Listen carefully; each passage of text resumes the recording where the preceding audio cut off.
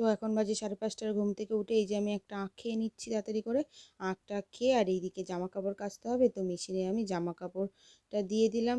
দিয়ে টিয়ে এইদিকে আমি একটা মাল করতে এসেছি। তো ওই যে মালটা করছি, করতে করতে এবার চা খেতে এসেছি। আর কালকে এই যে রান্না পুজো আছে, তাই জন্য ওই ভাতের চালটা আমি ভিজিয়ে দিলাম। ভিজিয়ে দেখছি জল নেই, তো আবার ওই জলটা ভরে নিলাম। জলটা ভরতে দিয়ে এবার এদিকে আমি চা খেতে এসেছি। তো চাটাও আমার খাওয়া হয়ে গেছে। তো এইদিকে জামা কাপড়গুলোও কাচা হয়ে গেছে। তো জামা কাপড়গুলো শুকিয়ে নিলাম, শুকিয়ে টুকিয়ে নিয়ে আর এখানে ভালো করে মেলে দিলাম। মেলে টেলে দেওয়ার পরে আরও কিছু সময় ছিল, তো কিছু কাপড় ছিল ছোট ছোট, সেই কাপড়গুলো আমার তো লাগবে পরবর্তীকালে, তো সেইগুলো এখন থেকেই কেচে রাখছি অল্প অল্প করে। তো কেচে টেচে রেখে আর এইদিকে আমি রান্না করতে চলে এসেছি। যেহেতু রান্না পুজো রয়েছে, তো আমি কালকে তো সকালে রান্না করব না, তাই জন্য এই পান্তা আমি পটল ভাজা, আলু ভাজা আর কুমড়ো ভাজা এই যে করে আর এখানে যে আর একটা মাল করতে এসেছি। তো আজকে আর নিচে হাঁটতে যাইনি।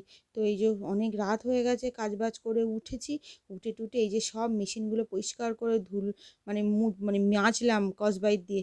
মেজে টেজে পরিষ্কার করে আর এই যে আমি মেশিনগুলোতে তেল টেল দিয়ে তারপরে গিয়ে আমি শুলাম। ভিডিওটা আজকে এখানেই শেষ করলাম। ভিডিওটা কেমন লাগলো জানাতে ভুলবেন না। ভালো লাগলে লাইক কমেন্ট শেয়ার করে আমার পাশে থাকবেন।